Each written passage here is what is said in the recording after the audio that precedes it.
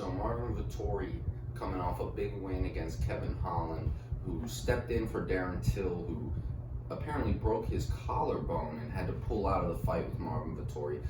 Like I said, originally it was supposed to be Marvin Vettori versus Darren Till on ABC, 5-round main event. Turned out to be Vettori versus Holland. Vettori gets the big victory, and it was a very Holland definitely seemed to have a different mindset going into that fight.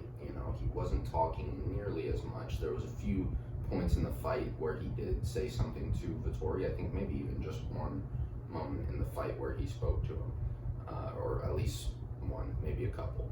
But he did seem like he really wanted to win. I was criticizing him after the Brunson fight, saying it didn't seem like he really wanted to win. This fight, it seemed like he wanted to win. He wasn't messing around, and after seeing this fight, I might look back at that Brunson fight with less disdain than I did before, because it just seemed with the way he was acting as though he didn't want to win the Brunson fight. But in this Vettori fight, it seemed like he wanted to win, but the same thing was happening. He just couldn't get up off his back. Kevin Holland is a Brazilian Jiu-Jitsu black belt, and that's, I think off his back, he's probably great at submissions and maybe even has a lot of good sweeps, and, but I feel like with him, he should want to be on his feet with everybody, unless he's on top. It's just in MMA, in Jiu-Jitsu, being on your back can be an offensive position. Obviously we know that, and in MMA, it just very rarely is. Most often the person on top in MMA comes out with the success. Although Holland did have a couple of impressive scrambles, but honestly, I would say not even the problem was him,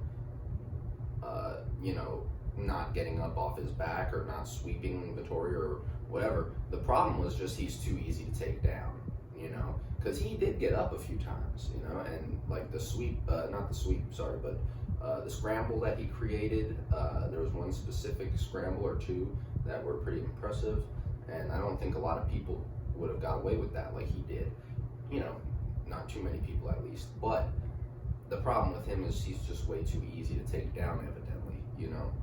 It seems like every time he throws some strikes, he's putting everything into him, and his hips are just widely available, watching that fight, his hips were just always there. It seemed like he didn't use his range very well, because he had a big reach advantage against Vettori, and he would hurt Vettori, or at least land a good shot on him, and then he would run in to land more shots. But when he runs in, he runs into Vettori's range. If you see a long fighter like Israel Adesanya, for example, a lot of times what he'll do when these long fighters, when they hurt someone, they stay at their range and pick them apart from the range, because when Holland steps in to land those extra shots, that's when Vettori can just duck his head and shoot straight into the hips. Holland's giving it to him. You know what I mean?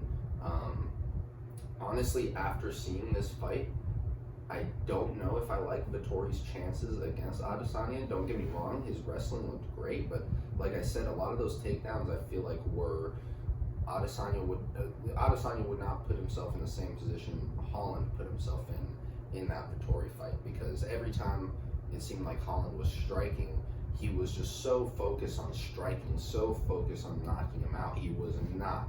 It seemed like and obviously I could be wrong, but it just seemed like he was very focused on striking and knocking him out, not as focused on the potential takedown defense he might have to show. And I think he would definitely benefit from some time at AKA with Daniel Cormier and those guys. That's what they've been talking about. So I definitely think he would benefit from that. But all in all, I definitely don't think I think Kevin Holland belongs in the top 10, top 15. I think he can compete with these guys. And for example, I think if Holland I think these two guys were just also bad matchups for him. If Holland matched up with a guy like you know, Darren Till, and I'm not saying I pick Holland to win that fight, but I don't know. Holland could stun Darren Till in a fight like that. You know what I mean? When if Holland is fighting a guy who has no intention of bringing the fight to the ground, then that could be a dangerous fight. You know what I mean? That can be a dangerous fight. But at the moment, I think he definitely has to work on just, you know, his takedown defense. You know, because there were times this fight where he did get up off his back, but he just got put on his back way too much. You know. So if he can work on that, he looked good on the feet. He's so fast, you know. It's just, I think he would also benefit more fighting at welterweight, because you can tell he's not as strong as these guys, because obviously he's probably not as heavy and whatnot. But you know, I think he can still succeed at 185 as well, you know. And yeah, all in all, it was a fun fight to watch. And Vettori too. Vettori looked impressive. He calls out Adesanya after the fight, so we'll see. You know, if he gets that. If not, I think Whitaker or Gastelum may get it. But you know, we'll see who has the most eye-opening performance. But like I said, I think Holland, even though he lost his fight, he showed a will to win. That was definitely impressive. And Vettori, like I said, did what he had to do to get the win. You can't fault him there. I hope Holland just works on being a little more patient, a little more takedown defense. Obviously, I'm not an MMA coach, you know, so he knows better than me. And I'm sure he watched the fight and is thinking a lot of the same things I'm thinking, you know. But if not, you know, we'll see how he comes out in his next fight. But yeah, let me know what you guys think about that fight. I thought it was a pretty interesting fight. If you liked the video, leave a like, subscribe for more videos like this one, and thank you for watching.